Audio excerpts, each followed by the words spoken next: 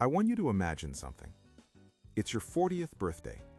Not a big party, not dramatic, just a quiet morning. You wake up. The room is still. Your phone lights up with a few messages. Happy 40. And for a second, before you check notifications, before you get out of bed, there's a thought. It's fast, but it's heavy. Did I build enough? That's the moment no one talks about. Turning 40 doesn't feel old, it feels accountable. Accountable for the years you drifted, the risks you avoided, the systems you delayed building, the habits you kept, the habits you ignored. And I started thinking about that version of me. What would he feel? Calm or cornered? This channel, MacroEcho, was born from that question. Because this isn't about getting rich by 40, it's about not feeling trapped at 40. Let's talk about what that really means. There are two versions of 40. They look similar from the outside. Both have responsibilities, both have bills, both have experience. But internally, completely different. One wakes up and feels pressure. The other wakes up and feels leverage. Same age, different structure. The pressured 40-year-old says, I have to keep this job. I can't afford to take risks. I'm too deep in. I don't have time to start over. The leveraged 40-year-old says, if I lost this job, I'd be fine. I built assets.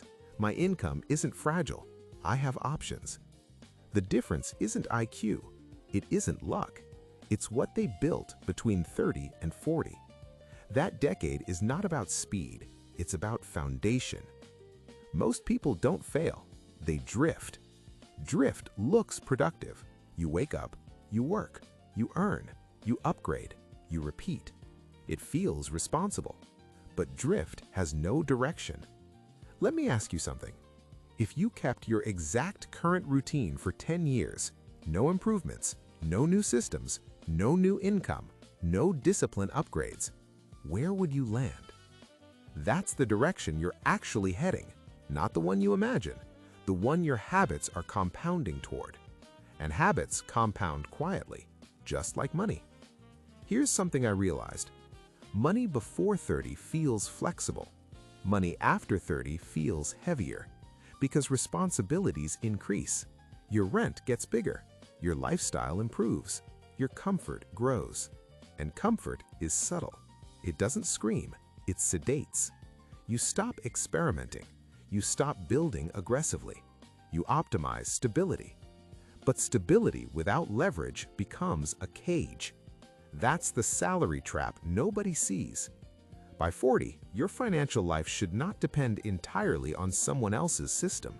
It doesn't have to be massive, but it must exist. Even $1,000 a month from something you built yourself changes your psychology. It shifts you from dependency to ownership. That shift is the real milestone. Part 4. The health reality. No one talks about this part enough. At 22, you recover fast. At 32, you notice stress more. At 40, your body keeps receipts. Sleep debt accumulates. Chronic stress shows up. Energy becomes limited. And if you didn't build a health system early, you feel it. The leveraged 40-year-old isn't shredded. He's stable. He moves consistently. He prioritizes sleep. He understands that energy is currency. Because what's the point of building wealth if your body can't enjoy it? Health is leverage. Without it, everything costs more. There's something deeper than money and health. Identity. Most people hit 40 still thinking like employees. I need permission. I need security.